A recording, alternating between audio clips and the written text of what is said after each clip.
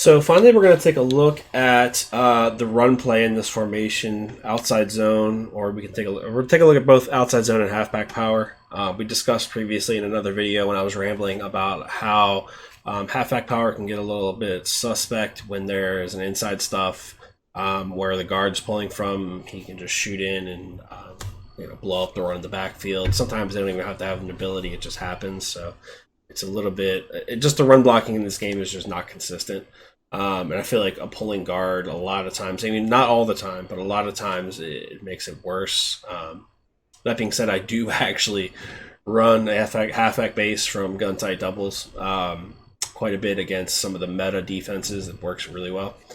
But let's go ahead and take a look quickly at outside zone. Oh, one other quick note. To play Flood, you see on the bottom right corner of your screen, you'll notice I didn't really go over it. I don't actually like this play because I find that it's only good at beating cover 2.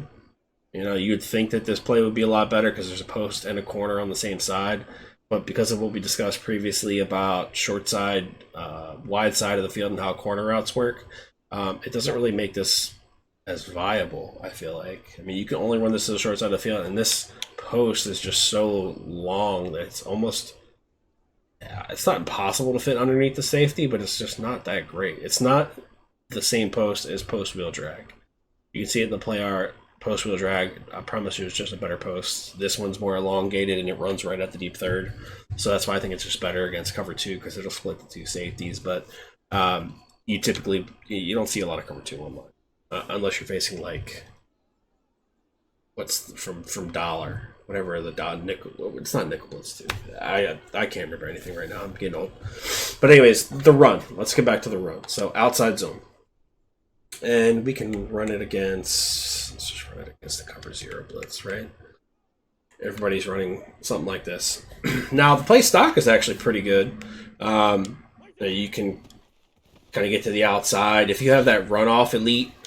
People who like to run the ball will put that on the receivers. It'll take that corner and run him away from the play, kind of like you saw right here. Notice how in 24, Elam was following the receiver instead of playing the run. So that's pretty good. I mean, you can also cut this back, which I always look for the cutback lane because the longer you try to stretch this run out, the more chance of a disengage. So if I can cut that back up the middle, and that was a crash up, by the way, on the defensive line. A lot of people play that way.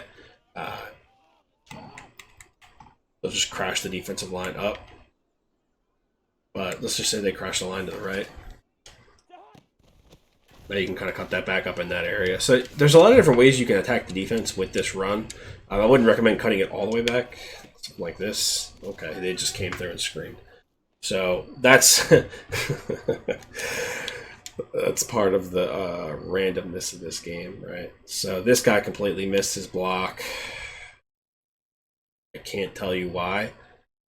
There's literally no reason any lineman would ever do that. I mean, yes, I get that this is a zone run, so his first step is a reach step.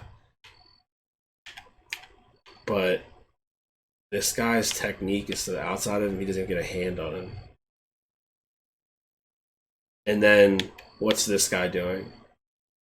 He's just gonna double team These guys seem to be zone blocking.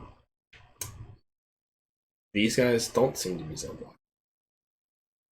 So different alignments will just basically break the offensive line. So if it's not working against the defense you're seeing, don't try to force it. But against this pinch look, it does a pretty good job. One way I like to make it better, and actually I will run this play in the red zone. Quite a bit, is I'll motion this receiver in to create an extra blocker, and I'll snap the ball right about here and just kind of follow a lead blocker. It's good for some short runs. I run this probably inside the 5 quite a bit. It's just when they run something so heavily focused on stopping the run, that extra blocker when he comes through is just so much. It does so much damage. Not saying it doesn't occasionally get blown up, because like we just discussed, the game is crazy.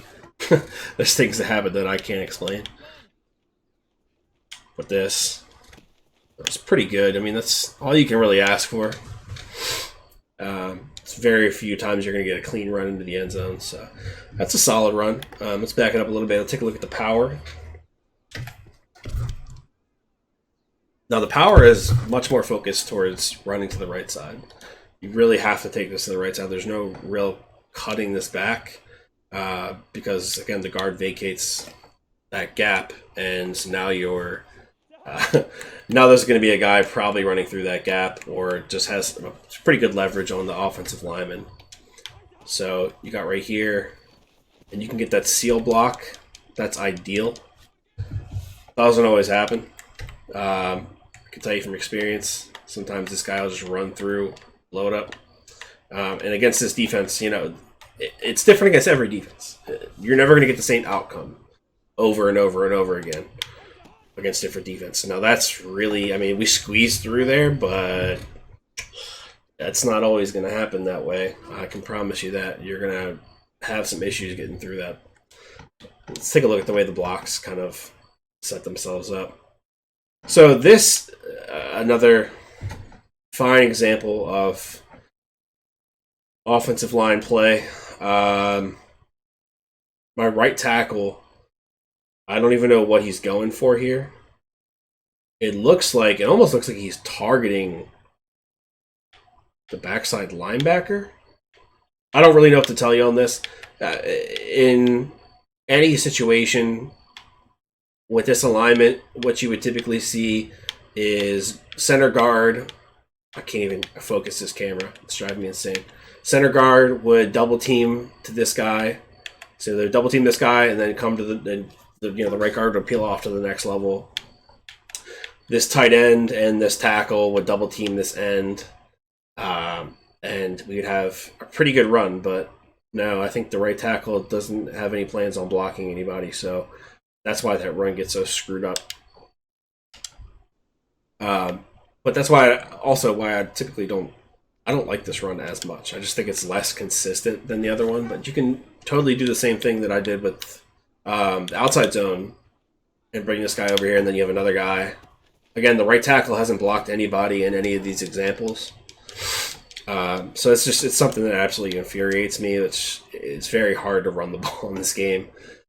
I have no explanation for what that is. And then this guy, this right guard, doesn't attempt to block the guy right in front of him, and he gets moved into the pulling guard. And this is an absolute mess. This is honestly terrible. This is maybe the worst run blocking I've ever seen in Madden. It's just comical. But yeah, that's why you're better off going to the outside zone. It's just more consistent. So that's pretty much it, guys. If you utilize motion with the run game, if you understand where corner routes win against zone coverage, if you practice your pass leads against man coverage, then you can be pretty successful in this formation. I think more people are going to like this formation compared to the under center stuff that I run, because people are more used to running shotgun, and I prefer under center. But to each their own, and that's why we break it down. So I hope you guys enjoyed this formation breakdown. We have a few more to go from shotgun from the Tampa Bay playbook. So buckle in, learn something, get your notepad out, and I'll see you in the next one.